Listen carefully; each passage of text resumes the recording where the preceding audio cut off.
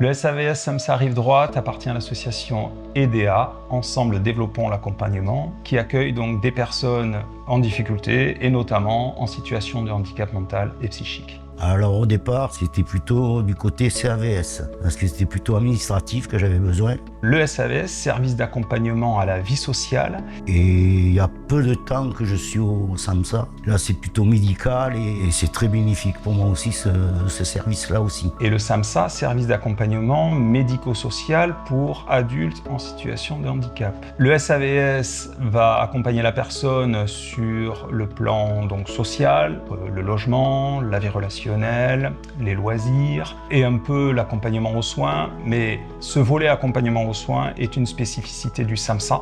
C'est-à-dire que moi, je m'occupe beaucoup de mes rendez-vous et quand c'est des rendez-vous un peu plus compliqués, je leur demande qui s'en occupent. Quand ça va pas trop bien non plus aussi dans ma maladie psychologique, je fais appel à eux et ils s'occupent vraiment des bonnes choses. Ils viennent me voir, ils me parlent et s'il faut faire quelque chose, ils le font. L'accompagnement, super pour ça. Chaque personne accompagnée par le SAVS, au-delà des 2 référents qui l'accompagnent, est accompagnée par l'ensemble des professionnels du service. C'est un service qui est global, qu'ils arrivent à tout réunir pour une personne, même si une personne ne s'occupe pas spécialement de moi. C'est-à-dire que là, tout le monde le sait après ce qui s'est passé, et ça, je trouve que ça, c'est génial. Les accompagnements au SAVS et SAMSA s'appuient sur une relation de confiance. Ce que je ressens, c'est de la confiance, de la stabilité, de l'aide. Ils m'ont beaucoup soutenue, ils ont été là pour moi, ils m'ont écouté, ils étaient gentils. Tout au long de son accompagnement, la personne reste le pilote de son projet et ses référents vont être là pour l'orienter, l'aiguiller, lui faire des propositions. Mais c'est bien elle qui décidera et qui choisira du chemin qu'elle prendra. On s'appuie beaucoup sur des notions de rétablissement, d'autodétermination, de pouvoir d'agir de la personne. Je suis suivie dans un centre médico-psychiatre depuis quelques années. C'est moi qui ai pris la décision d'y aller, c'est moi qui fais le premier pas. Non, la décision, c'est moi qui les prends. C'est moi qui les prends, la décision. C'est moi, de moi-même, qui décide. Et un peu m'aider pour essayer de m'en sortir, pour aller un peu que je me débrouille tout seul, après tout seul dehors, à l'extérieur. Ils m'encouragent à beaucoup de choses. Et ils m'ont montré que j'avais des capacités que je ne croyais pas, en fait.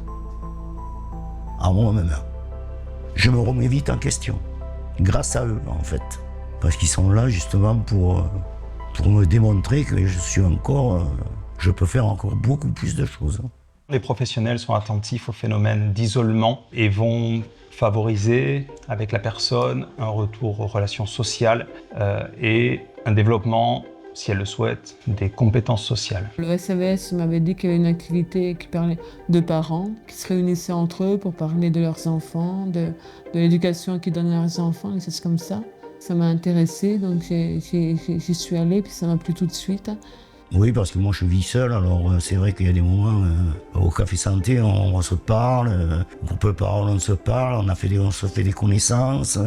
Le Café Santé, c'est un groupe de parole qui est libre et ouvert à tous et lors duquel on aborde des notions de santé. Dans l'idée, c'est qu'on prend la parole ou pas pour partager son expérience, son histoire de vie, des questionnements, des problématiques qu'on peut avoir. Contente de venir ici, de vous retrouver. Je suis ravi d'accueillir les nouveaux parmi nous. On m'a enfin mis un mot sur ma pathologie. Moi, j'ai un handicap invisible. En fait, on n'est pas que la maladie. Oui, c'était très intéressant. C'était intéressant, très intéressant. Et l'idée, c'est de trouver la notion d'entraide et de briser la solitude aussi pour certaines personnes qui participent. On arrive à se comprendre en fait. J'ai besoin de parler. Et ça, c'est un besoin que j'ai parce que la solitude, à force, je la supporte des fois, même plus des fois. Quand j'ai besoin d'eux, ils sont là pour moi, ils m'aident beaucoup. Avant, j'étais abandonnée, je ne suis pas accompagnée.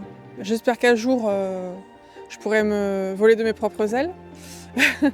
Mais pour l'instant, en tout cas, je ne me vois pas sans. On accompagne les personnes vers le rétablissement, c'est-à-dire vers une vie qui ait plus de sens pour elles, qui leur convienne, dans lesquelles elles vont s'épanouir, certes avec des contraintes, mais aussi du plaisir et surtout de l'espoir. et des projets pour l'avenir. Depuis quelques temps, je me sens bien, j'arrive à prendre soin de moi, je m'occupe.